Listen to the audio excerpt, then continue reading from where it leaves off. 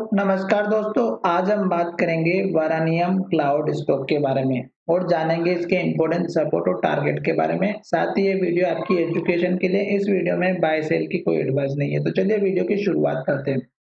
सबसे पहले अगर आप यहाँ पर देखेंगे तो स्टॉक में जो ट्रेडिंग हुई थी वो अगर आप देखेंगे तो 30 रुपए के आसपास से स्टार्ट हुआ। फिर स्टॉक ने एक अपना हाई बनाया जो 44 रुपीज का था और स्टॉक ने इसी हाई को ब्रेकआउट करने के बाद स्टॉक लगातार अपर सर्किट में चला और स्टॉक ने जो है हमारा यहाँ जाकर के हाई बनाया और उसके बाद गिरावट आई। तो यहाँ पर स्टॉक ने सपोर्ट लिया और फिर स्टॉक यहाँ से अपर सर्किट में जाते हुए स्टॉक ने हाई बनाया 400 रुपए का। जब स्टॉक ने 400 रुपए का हाई बनाया, उसके बाद स्टॉक में जब पहली बार जब हाई बनाने के बाद जब गिरावट आई, तो आपको क्या करना है कि अगर आप लॉन्ग टर्म के इन्वेस्टर हैं या शॉर्ट टर्म के, तो आपको लास्ट के लो का स्टॉप लॉस लेकर के चलना है। जैसे कि यहाँ पर हाई बना और इस कैंडल का यहाँ पर लो बना था जो लगभग हमारा बना था 205 रुपए का। अगर स्टॉक हमारा यहाँ से दोबारा जाता और नीचे आ जाता तो हमें इस कैंडल के लो का स्टॉप लॉस लेकर के चलना चाहिए था। उसी प्रकार स्टॉक ने हाई को ब्रेकआउट किया और यहाँ पर लो बनाया। तो अब आपको लॉन्ग टर्म के अगर आप इन्वेस्टर हैं तो इस कैंडल के लो का अपना पहला स्टॉप लॉस या सपोर्ट लेवल लेकर के चलना था।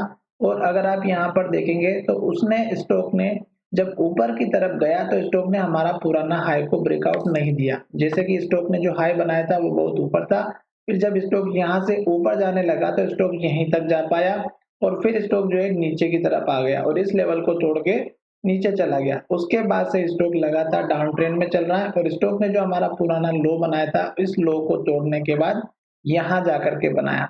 तो अब स्टॉक का ये दूसरा मेजर सपोर्ट लेवल बना था और स्टॉक ने यहाँ से एक अप ट्रेंड जाने के लिए बहुत ही अच्छे से कोशिश की, पर स्टॉक फिर से नीचे आ गया और इसी लेवल को स्टॉक ने एक बार, दो बार, तीन बार, चार, पांच और छह बार, लगभग स्टॉक ने 5 बार सपोर्ट लिया और एक, दो, 3 बार स्टॉक ने रेजिस्टेंस लिया। तो अब स्टॉक में ये जो सपोर्ट लेवल बना हुआ था यही हमारा यहाँ पे पहले भी लो बना हुआ था, यहीं से स्टॉक अपर सर्किट में गया था। तो ये जो लेवल है 145 रुपए के आसपास का, ये अब हमारे लिए बहुत ही स्ट्रॉन्ग टारगेट का या रेजिस्टेंस का काम करेगा। क्यों? क्योंकि जब तक स्टॉक इसके ऊपर था तब तक स्टॉक जो है नीचे नहीं आ पाया और जब स्टॉक इसके नीचे आया तो उसके बाद ऊपर नहीं जा पाया। तो अब क्या करना है कि स्टॉक ने इस लो को तोड़ के यहाँ पर लो बनाया था, फिर स्टॉक ने इसी लो को तोड़ करके यहाँ नया लो बना दिया, फिर स्टॉक ने यहाँ पर लो बनाया और फिर स्टॉक ने इस लेवल को भी तोड़ दिया और स्टॉक लगातार नीचे की तरफ जा रहा है। तो अब हमारे पास में जो स्टॉक का सपोर्ट और टारगेट रहेगा वो अगर आप यहाँ पर देखेंगे तो स्टॉक एक तो अपने पुराने हाई को ब्रेकआउट नहीं कर पा रहा है, तो ये लेवल ब्रेकआउट करने में बहुत प्रॉब्लम होगी। दूसरी बात अगर आप यहाँ पर देखेंगे तो स्टॉक लगातार रेड कैंडल बना रहा है, लो बना रहा है, रेड कैंडल बना रहा है, लो बना रहा है। तो जब तक रेड कैंडल बना रहा है और नया लो बना रहा है हमें वेट करना है। जैसे कि स्टॉक ने पहले इस कैंडल के हाई और लो को बनाया था और उसके बाद मैंने आपसे कहा था कि स्टॉक जब तक हमारे इसके हाई और लो को ब्रेकआउट ना करे तब तक का वेट करिएगा।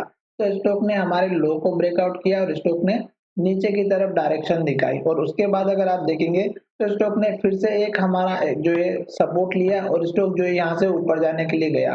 पर आप यहाँ पर देखेंगे तो स्टॉक हमारे अभी इस हाई तक ही गया और स्टॉक फिर से नीचे की तरफ आ गया। तो इसका मतलब ये हुआ कि स्टॉक अब हमारे फिर से इसी सपोर्ट तक जाने की पूरी कोशिश करेगा। अगर स्टॉक यहाँ से अप ट्रेंड को फॉलो करेगा तो इस लो को नहीं तोड़ेगा और स्टॉक यहाँ कहीं लो बनाएगा और स्टॉक ऊपर जाएगा। पर अभी स्टॉक में फिर से गिरावट आ रही है क्योंकि जहां से स्टॉक ने ओपनिंग की वहां से स्टॉक थोड़ा सा ऊपर गया और उसके बाद फिर से स्टॉक नीचे की तरफ आया और यहीं पर स्टॉक ने क्लोजिंग दे दी।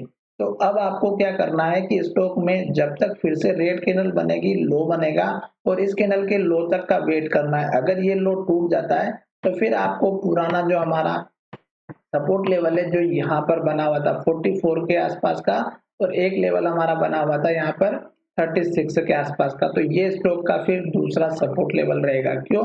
क्योंकि स्टॉक में फिर आप देखेंगे तो धीरे धीरे हमारा यहीं पर सपोर्ट बनेगा। क्यों?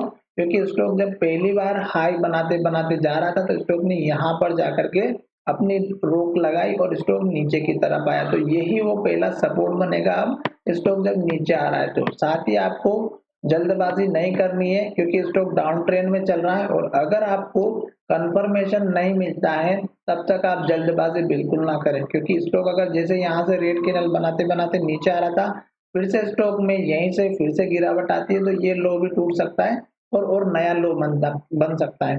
अगर स्टॉक को यहाँ से एक अप ट्रेंड को फॉलो करना है तो इस लो को ना तोड़ते हुए स्टॉक ऊपर लो बनाएगा और फिर धीरे धीरे ऊपर की तरफ जाएगा।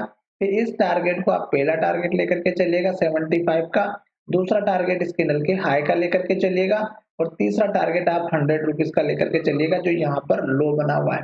तो अभी जितने भी मैंने सपोर्ट और टारगेट बताए ये सभी आपकी एजुकेशन के लिए बताएं और इस स्टॉक में बिल्कुल भी अभी एंट्री ना लें क्योंकि स्टॉक डाउन ट्रेंड में चल रहा है।